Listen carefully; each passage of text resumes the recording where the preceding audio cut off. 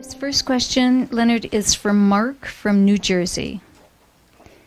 Dear Sir, even when I don't sense thinking going on in the foreground, it seems to be running in the background of those moments when I have formed the clear intention to, quote, do the work, as you have described it, and be present here and now. It feels like I have lost the capacity to simply be. Is a sincere intention sufficient? Okay, thank you. In a way, I've already answered that question. A sincere intention to be present is very, very important. In a way, you have to become a disciple of the present moment. And what that means to be a disciple of the present moment is simply that you are disciplined to remembering presence. It's not a practice. But if you are truly disciplined and you have a sincere intention to be present, a commitment to being present, if being present is the first priority in your life, you will find that you will notice when you drift off into the mind. And then you very gently, I can't even say correct, you very gently bring yourself present with something that's here in the moment. If you've got that commitment to being present, if you're disciplined, you're a disciple of the present moment, you'll find it easier and easier to notice. When you're in the mind, you very gently bring yourself present with something that's here in the moment with you. If your eyes are closed, it's so simple. Your body is breathing.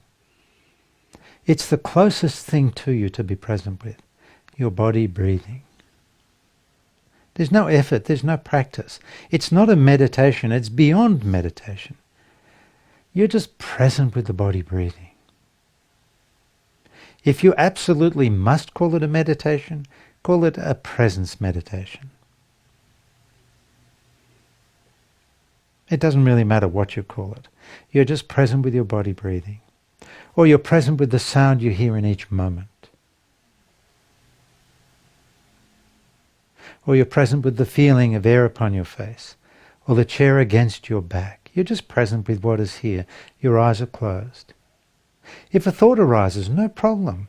You're not for the thought, you're not against the thought, you just notice the thought coming in. You might even just say, thinking, and then come back to the body breathing. There's no resistance to the thought. There's no struggle against the thought. You're not trying to get rid of the thought, you're not trying to stop thinking. You just notice it, acknowledge it, just for a moment, then back to the body breathing. If a thought comes in instantly again, no problem. Same thing, just notice it, be gentle, no struggle, then come back to the body breathing. If thoughts insist on persisting, then surrender. Say to the thought, okay, complete your self-thought. You'll be amazed how quickly the thought disappears. It has no interest in completing itself. It's just trying to distract you.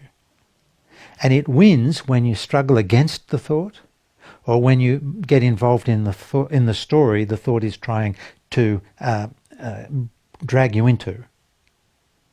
Neither for nor against anything, I simply am. That's the true position of presence. It's sunny, that's nice. It's cloudy, that's nice. It's all equal.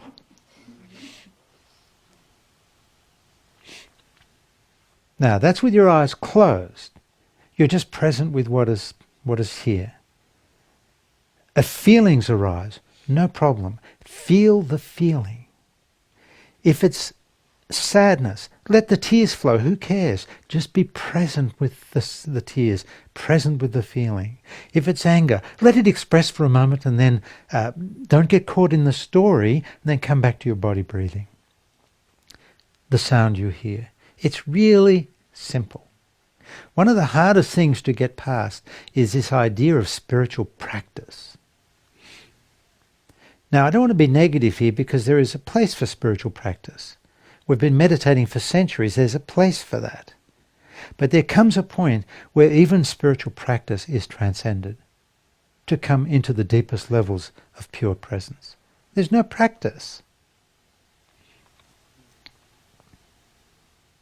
In presence, there's no thought. Therefore, there's no religion. Therefore, there's no understanding. Therefore there's no spiritual concepts or ideas. It all dissolves into silence. Who is dissolved into silence? Who is dissolving into silence? I am. So it has to be present tense. Who is dissolving, or who is silent in this moment? I am.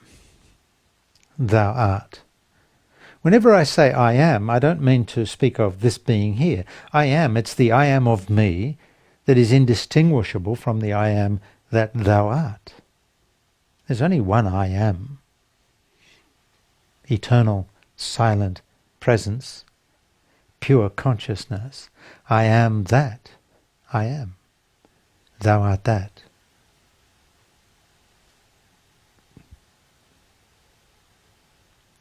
So Mark mentioned doing the work.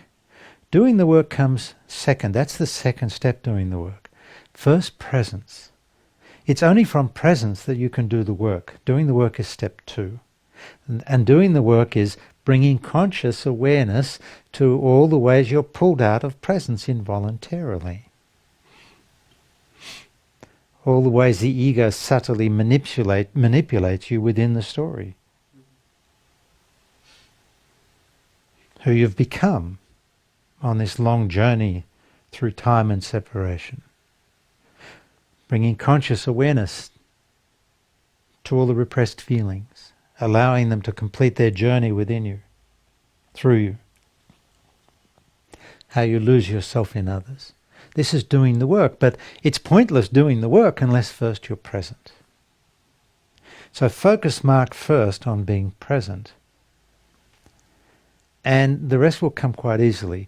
Read Journey into Now. Read it several times. It'll just keep reinforcing your knowing of the way.